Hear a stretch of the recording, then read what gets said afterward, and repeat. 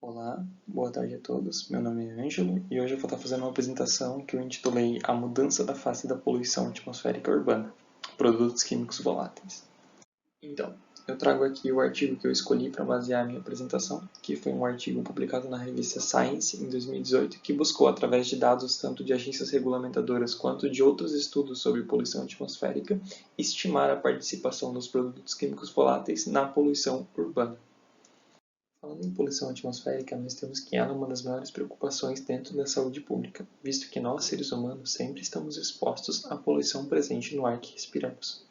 Tanto que, em 2016, ela foi considerada o quinto maior fator de risco para a saúde mundial, só perdendo para a malnutrição, os riscos sobre dietas, pressão alta e o tabaco. Em centros urbanos, nós temos locais de alta densidade populacional e com altas fontes de poluição atmosférica, sendo que os compostos orgânicos voláteis são a classe que possui o maior número de trabalhos publicados e é a qual essa população está mais exposta. Podemos caracterizar os compostos orgânicos voláteis, os COVs, segundo a ISO 16006 de 2011, como compostos que possuem ponto de ebulição entre 50 graus Celsius a 100 graus Celsius ou 240 graus Celsius a 260 graus Celsius. A definição vem associada a duas coisas. Primeiramente, a questão de qualidade do ar, muito explorada dentro da química ambiental, e aos possíveis riscos à saúde, que são estimados a pequeno e longo prazo por diversos trabalhos.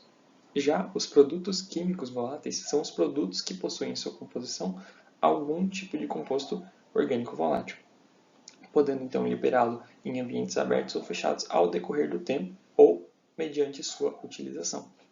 Então aqui à direita a gente traz uma tabela que traz vários produtos químicos voláteis e as suas composições em questão de solvente, que são normalmente os compostos orgânicos voláteis, na sua composição normal. Contudo, a gente tem que os compostos orgânicos voláteis não são emitidos somente pelos produtos químicos voláteis, como na imagem abaixo, mas também podem ser emitidos durante a fabricação de matéria-prima, como por exemplo plásticos ou borrachas, e eles são também emitidos no consumo de combustíveis, né? Como por exemplo gasolina ou o diesel. Então, primeiramente, o artigo busca quantificar a emissão de CO2 pelos produtos químicos voláteis através de três tipos de dados primários. O primeiro é o balanço de massa das indústrias químicas dos Estados Unidos, que está representado nessa imagem. O segundo é um estudo de dados de uma área urbana, né, um estudo de caso, no caso é aqui em Pasadena, nos Estados Unidos. E o terceiro tipo de dado é um modelamento de taxa de emissão que vai tentar correlacionar o balanço de massa das indústrias químicas com os estudos de dados da área urbana, a fim de a gente determinar ou poder estimar a participação dos produtos químicos voláteis na poluição atmosférica. Começando então pelo tratamento do balanço de massa, nós temos essa imagem que traz a produção da indústria americana de petróleo em 2012. Aqui na primeira parte, né, na parte A da figura, a gente tem o total extraído de óleo e gás natural dessa indústria. Então a gente tem 1.350 teragramas de compostos, né? Sendo que apenas 81 teragramas desse total é utilizado para matérias-primas, né, de produtos que não são combustíveis, né? Então, se a gente for ver, esses 81 podem ser transformados, né, depois de diversos processos, em plásticos, em pesticidas, em tintas, adesivos, produtos de limpeza, produtos de cuidados pessoais e outros. Estão também divididos aqui, né, os produtos como plásticos e as borrachas como produtos que não vão emitir COVs durante seu uso, né, normalmente, e abaixo, né, os produtos que vão emitir COVs, que são os derivados de compostos solventes orgânicos, né. Vale também ressaltar que durante esse processo, desde a extração até o produto final, a gente vai ter também alguma emissão de compostos orgânicos voláteis. Então, sabendo a produção que a gente tem, a gente vai para a próxima parte, que é a fração emitida de compostos orgânicos voláteis pelo uso do produto. Então, aqui nesse gráfico, a gente vai ter os diversos produtos, como, por exemplo, a gasolina, o diesel, os pesticidas, as tintas, os agentes de limpeza e quanto desse produto vai ser convertido em compostos orgânicos voláteis após o seu uso, ou durante o seu uso, né? Então a gente tem aqui dados interessantes, né, que a gente pode ver que os produtos que são combustíveis, que estão aqui na esquerda, eles têm uma taxa, na maior dos casos, menor de liberação de compostos orgânicos voláteis por quilograma do produto.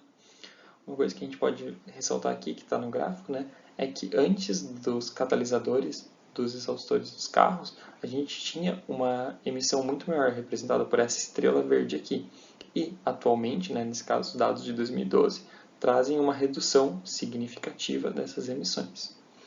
Bom, tendo esses dados, a gente precisa também descobrir o consumo da população que está sendo estudada, né? Então aqui a gente traz o consumo ou as vendas nos Estados Unidos em 2012, né? Então, a partir dos dados do consumo, né, das vendas em gramas, teragramas nesse caso do produto, e quanto que ele emite, a gente tem como estimar cada contribuição de emissão de cada um dos produtos dessas categorias.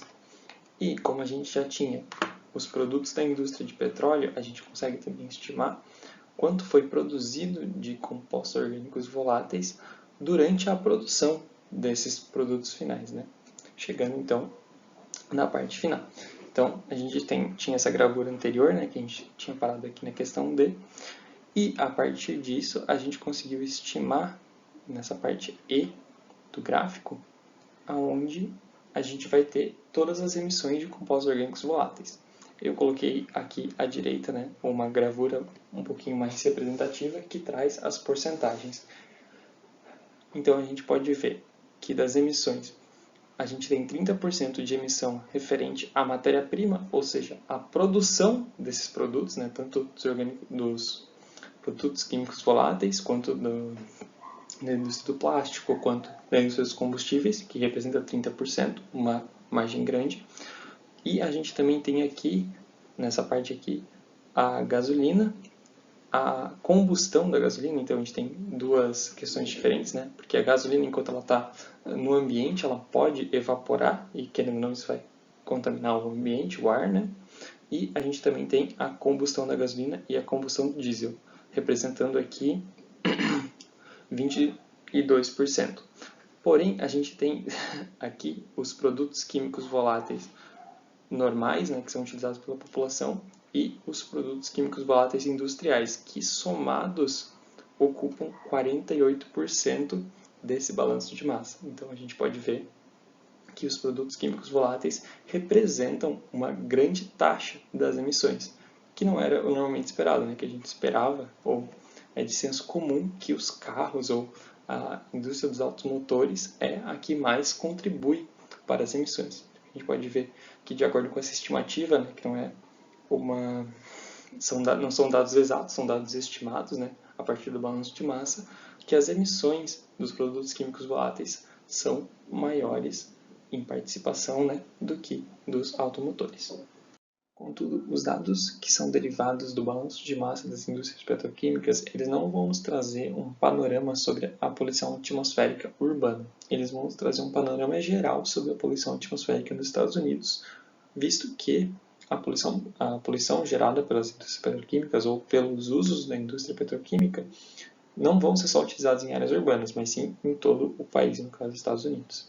Para isso, os autores vão utilizar uma segunda base de dados, que foi um estudo que foi feito em Pasadena, onde eles utilizaram a amostragem ativa, com análise em cromatografia gasosa, para determinar os compostos orgânicos voláteis.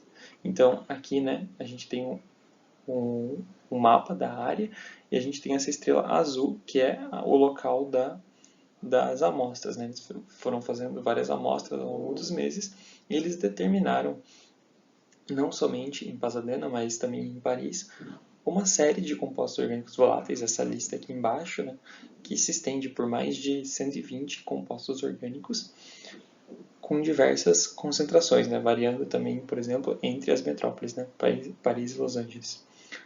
Contudo, esse estudo, né, ele só trouxe as concentrações totais desses compostos orgânicos, não podendo serem distinguidos quais as fontes dele.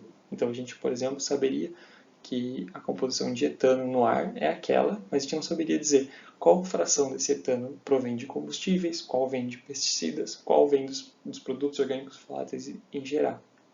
Então a gente vai precisar de uma terceira base de dados para poder fazer essa correlação. E então que o artigo ele traz um modelamento de taxa de emissão, onde ele vai levar em consideração dois espaços, o espaço externo e o espaço interno dentro de um centro urbano, né? Então, esses dois espaços, como estão representados aqui por essa caixa pontilhada, sendo o espaço externo e a casa como um espaço interno, a gente vai ter a liberação ou a emissão dos COVs e a gente vai ter a troca dos COVs para o ambiente externo para o interno ou do interno para o externo. Além disso, a gente também vai ter questões ambientais, como por exemplo vento, chuva, sol, que vai alterar a concentração, mas isso vai estar tudo dentro do modelo.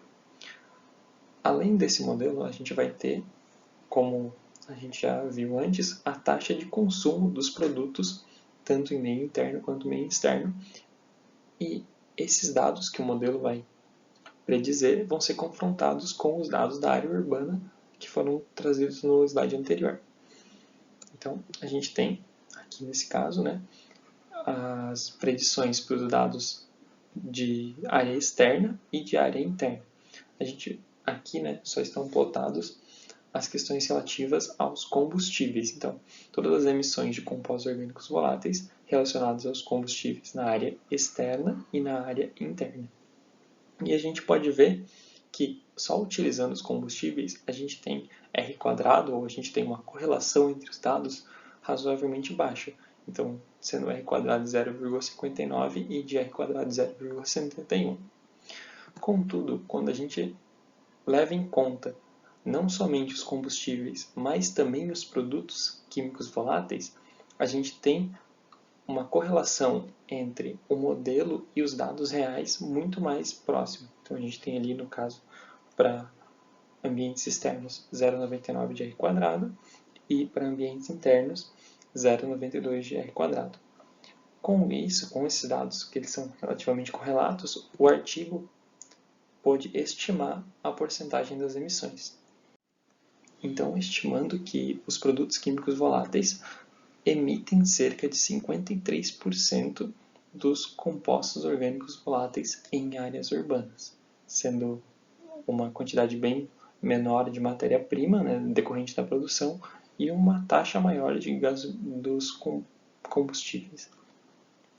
Então, seguindo os resultados que o modelamento e o balanço de massa das indústrias trouxeram para os autores, pode-se concluir que os produtos químicos voláteis têm uma maior contribuição para as emissões dos compostos orgânicos voláteis do que os combustíveis atualmente.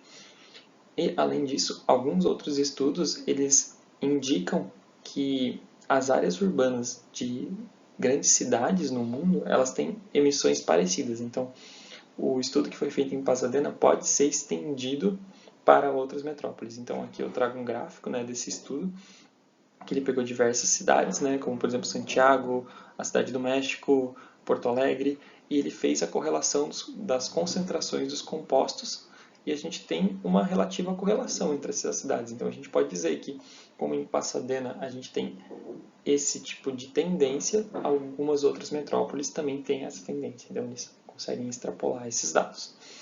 Agora, observando um pouco sobre o porquê que a gente tem essa maior contribuição dos químicos voláteis, a gente pode ter uma base na questão de políticas públicas e de campanhas contra a poluição pelos meios automotivos, né? Se tem muito essa ideia de que o meio automotivo é o meio que mais polui dentro das cidades, né? Então, é de se esperar que a gente tenha uma diminuição deles. Por exemplo, a utilização dos catalisadores, como foi trazido anteriormente, ela foi muito importante para a diminuição.